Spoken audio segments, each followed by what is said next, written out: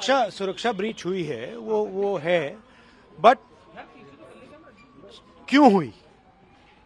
जो देश में सबसे बड़ा मुद्दा है, बेरोजगारी का मुद्दा, जो पूरे देश में उबल रहा है, मोदी जी की पॉलिसीज के कारण हिंदुस्तान के युवाओं को रोजगार नहीं मिल रहा है।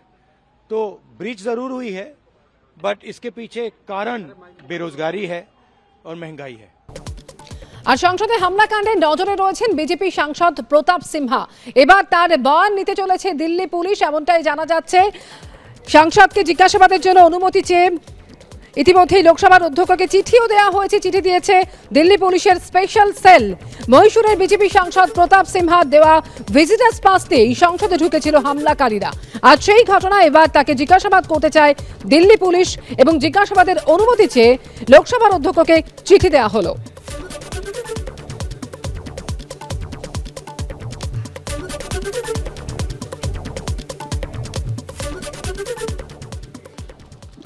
সংসদে হামলার ঘটনার মূলে আছে বেকারত্ব। প্রধানমন্ত্রীর নীতির জন্য এই দেশের যুবকরা কাজ পাচ্ছেন না। সংসদের ঘটনা নিয়ে এমনই মন্তব্য করেছেন রাহুল গান্ধী। सुरक्षा ब्रीच हुई है वो है, बट क्यों हुई? जो देश में सबसे बड़ा मुद्दा है, बेरोजगारी का मुद्दा, जो पूरे देश में उबल रहा है, मोदी जी की पॉलिसीज के कारण हिंदुस्तान के युवाओं को रोजगार नहीं मिल रहा है।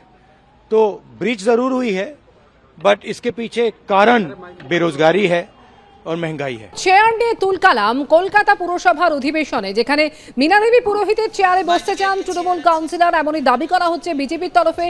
এবং আপত্তি জানালে পরিষদীয় দলনেত্রী ডেস্কে রাখা বই এবং নথি ছিঁড়ে ফেলা হয়েছে এমনই অভিযোগ। আপনি ওই দিকটা বসুন, মীনা দেবী পুরোহিত এখানে সিটিং আছে, আপনি ওখানটা বসুন।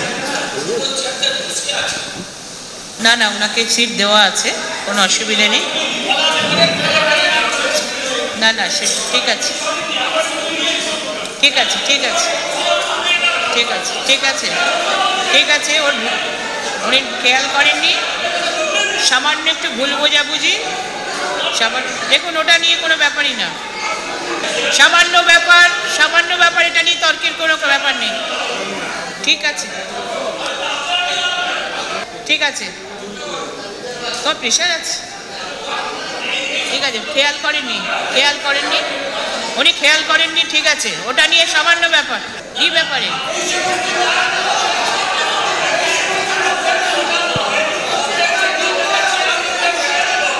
না আমি বুঝতেই পারছি না কি বলতে চাইছেন। না ওনার চেয়ার তো নির্দিষ্ট করা আছে, ঠিক আছে, আরে এটা ভুলই ভুল, উনি খেয়াল করেননি আলাদা কথা, ঠিক আছে, ছেড়ে দিন, এটা সামান্য ব্যাপারে তর্কে জড়াবেন। আপনি বসুন, বাইদিকে একটা চেয়ার আছে, শামসুজ্জামান আনসারীকে অনুরোধ করছি। পাড়ার পকেটমার চোর লম্পট গুন্ডা তাদের যদি ভোটে দাঁড় করিয়ে নির্বাচিত করে নিয়ে আসে, তাহলে এরকমই হয় মানসিকভাবে বিকৃত, হ্যাঁ, নয়তো ইডি সিবিআই এর লিস্টে নিশ্চয়ই ফোন টোন এসছে। একটা মানুষ এতদিন ধরে বসেন, আমি অন্তত প্রথম 2 বছর, আজ আর 2 দিন গেলে আবার 2 বছর হয়ে যাবে, আমি কখনো দেখিনি যে উনি অন্য চেয়ার ওটাতেই বসেন। আচ্ছা, যদি উনি না বসার হয়, উনি তো বসে আছেন এই মুহূর্তে, তাহলে তো ওনাকে বলেও সরানো উচিত। যদি ধরছি আমি লফুল নয়, আমি জানি ওটা লফুলি উনি বসেন, তাহলে এবার ছুঁড়ে ফেলে দেওয়া যায় তার ব্যবহারের জিনিসগুলো।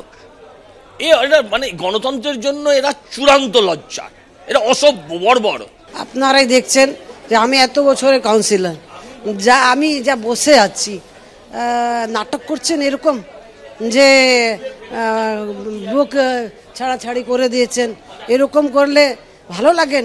যে একটা সিনিয়র কাউন্সিলর ওর না জানিয়ে এরকম করছেন, যে ভালো কথা নয়। যে বিরোধী পক্ষের সম্মান করছেন, এরকম করলে কি এদের সম্মান বেড়ে যাবেন কি?